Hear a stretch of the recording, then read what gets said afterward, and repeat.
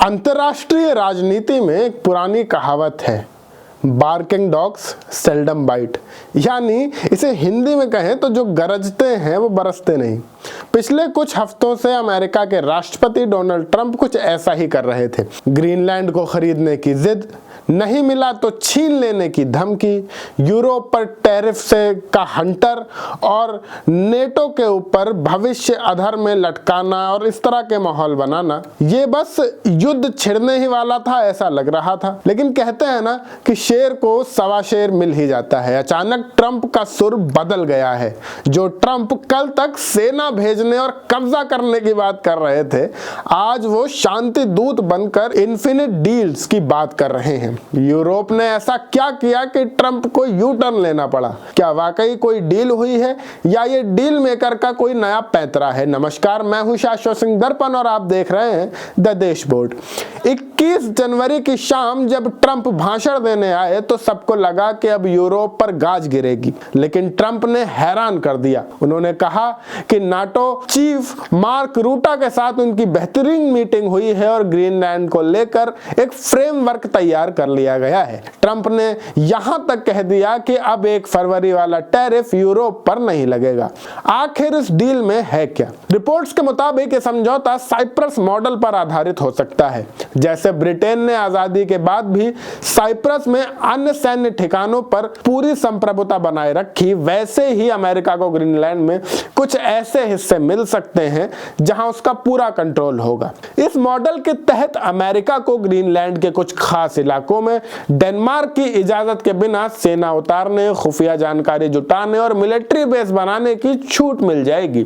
साथ ही ट्रंप की नजर वहां के मौजूद रेयर अर्थ मिनरल्स पर है, जिन्हें निकालने का अधिकार भी इस डील का हिस्सा हो सकता है। Trump golden dome missile defence system के लिए भी जगह चाहते हैं, यानी बिना ग्रीनलैंड को खरीदे अमेरिका को वो सब मिल रहा है जो उसे रणनीतिक तौर पर चाहिए था, खासकर आर्कटिक क्षेत्र में रूस और चीन को रोकने के लिए। लेकिन ट्रंप के इस यूटर्न के पीछे सिर्फ अमेरिका का फायदा नहीं है, बल्कि यूरोप का भी पलटवार है। ट्रंप की धमकियों के बाद यूरोपीय सांसद ने अमेरिका के साथ होने वाली टर्नबेरी ट्रेड डील पर रोक लगा दी थी। यूरोप ने साफ संकेत दिया था कि अगर अमेरिका टैरिफ लगाएगा तो यूरोप भी जवाबी कार्रवाई करेगा और एंटी कोर्जन इंस्ट्रूमेंट का इस्तेमाल करेगा। इसके अलावा ट्रंप की अपनी टीम, जिसमें जेडी वेंस और मार्को रूबियो शामिल हैं, उन्होंने भी उन्हें मिलिट्री एक्शन से बचने की और बीच का रास्ता निकालने की सलाह दी थी।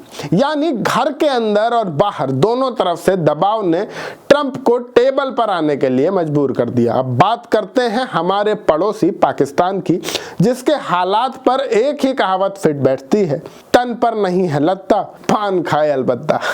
पाकिस्तान की अर्थव्यवस्था रसातल पर है। IMF और UAE के सामने वो कर्ज की मोहलत मांग रहा है, लेकिन नवाबी शौक देखिए, पाकिस्तान डोनाल्ड ट्रंप के बोर्ड ऑफ पीस में शामिल होने जा रहा है। इस बोर्ड ऑफ पीस का मेंबर बनने की फीस $1 अरब यानी 8300 करोड़ रुपए है।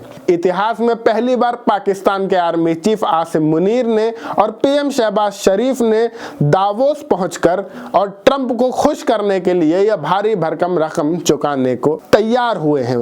यही भारत इस मामले में नफा नुकसान तौल रहा है और जल्दबाजी में कोई फैसला नहीं ले रहा। खबरों के आखिरी हिस्से में नजर डालते हैं मिडिल ईस्ट पर। अमेरिका ने सीरिया की जेलों से इस्लामिक स्टेट ISIS के कैदियों को निकालकर इराक शिफ्ट करना शुरू कर दिया है। अब तक 150 कैदी शिफ्ट किए जा चुके हैं और प्लान है कि 7000 आतंकियों को शिफ्ट किया जाएगा। ऐसा इसलिए हो रहा है क्योंकि सीरिया में बशर अल असद की सरकार गिरने के बाद नए समीकरण बने हैं और कुर्द लड़ाकों की पकड़ ढीली पड़ रही है। अमेरिका को डर है कि कहीं ये आतंकी जेल तोड़कर भाग न जाएं। वहीं ऑस्ट्रेलिया से एक दुखद खबर आई है।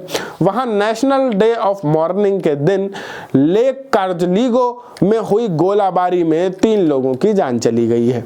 दुनिया के बदलते समीकरणों और भारत पर इसके असर को हम आप तक ऐसे ही लाते रहेंगे। इस पूरे घटनाक्रम सिस्टम, खासकर ट्रंप की डील और पाकिस्तान के महंगे शौक पर आपकी क्या राय है, हमें कमेंट बॉक्स में जरूर बताइए। अगर ये सारी बातचीत, ये पूरी वीडियो आपको पसंद आई हो तो इस वीडियो को लाइक करिए, अपने दोस्तों के साथ शेयर करिए और हमारे और अपने चैनल द देश बोर्ड को जरूर सब्सक्राइब करिए। मैं शाश्वत सिंह दर्पण, आप सबका बहुत बहुत शुक्रिया।